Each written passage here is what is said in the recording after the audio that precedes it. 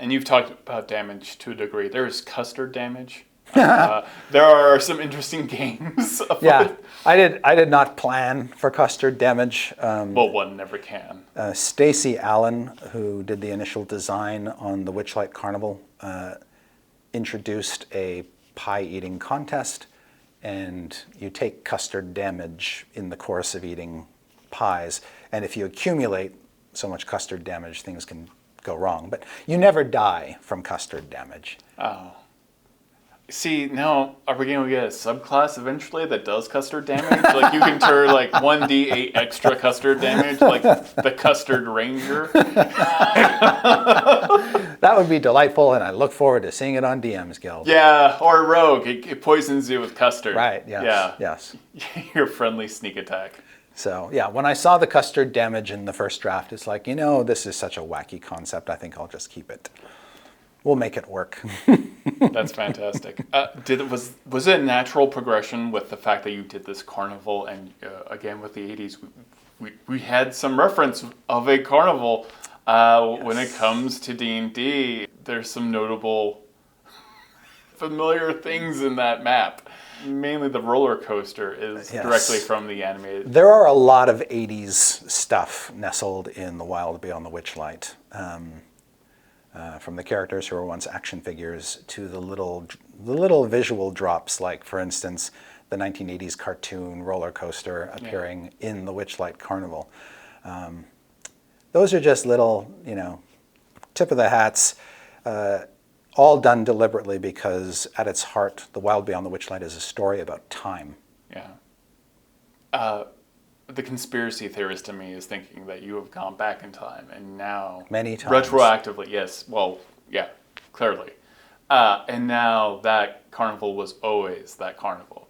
So the Fae were responsible for sending all these kids to the D&D universe. True enough. That's how I see it now.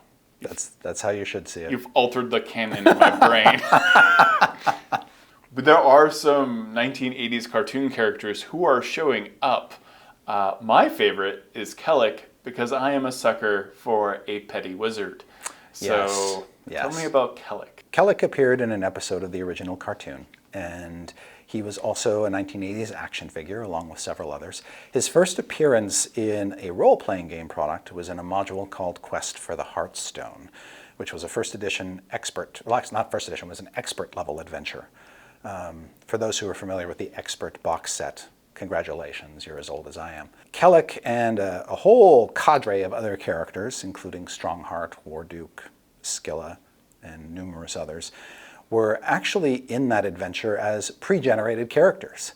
You were supposed to play them. There were evil ones and good ones, and the whole structure of the adventure was take a bunch of good characters, take a bunch of evil characters, throw them together, send them on a mission together, and see what wackiness ensues. Well, I wanted to bring Kellik back, mainly because The Wild Beyond the Witchlight is a tale about time, and I thought it would be good to go back in time, pull some characters forward and figure out what have they been doing, or what have they been up to, or how has being pulled into the Feywild just sort of pulled them out of time and sort of set them on a path. But I also wanted nods to the cartoon series. So in the cartoon series, Kellik's got a thing for unicorn horns. Yes, he does. Well, he still does. Yes, he does. In the Wild Beyond the Witchlight, he's still got a thing for unicorn horns. He's very focused. Indeed. And he's also got his eye on Ringle-Run's staff. And so those two things combined sets him on a course, and he brings a lot of his evil friends along. And so you find him kind of in the thick of things in the Wild Beyond the Witchlight.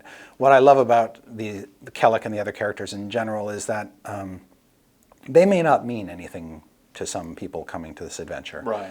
But they will add sort of a deeper resonance to those who are familiar and have been waiting decades now for these characters to resurface in a meaningful way. Kellik just has the best cloak. He does have a pretty badass cloak with the sort of cut at the bottom and the big cowl. Yeah. Or the sort of like the... Yeah, it's kind of like the most uber collar of all time. Yes, yeah, it is definitely he went to the evil collar shop to get that one. And He's rocking the long white beard, and so he's somebody that I could probably pull off a cosplay. Yeah. Yeah. Oh, I've thought about it. Warduke is an interesting character. I've always been fascinated by the fact that he just never got to the rest of his armor on the one side of him. Yeah, he does. He does take half plate to its extreme. Yeah. That's what he said. Yes. And the short shorts are also were something to behold back in the day. Liberating. Yes, yes. So we, along with Kellik and the other characters, we gave Warduke to Sean Wood, who was our concept art director. And then Sean gave it to Darkin, one of our artists. And so Darkin did a refresh on all the characters and made Warduke a total badass. He's got a little bit more armor now, a little less leg showing. Yeah. Oh. It's okay. It works.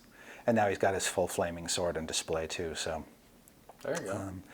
Yeah, Warduke is one of those characters I had been looking for a home for many years, and obviously when this is the now is the time. He's back. He's bad. He's still wearing his spooky ass helmet and carrying his spooky ass shield.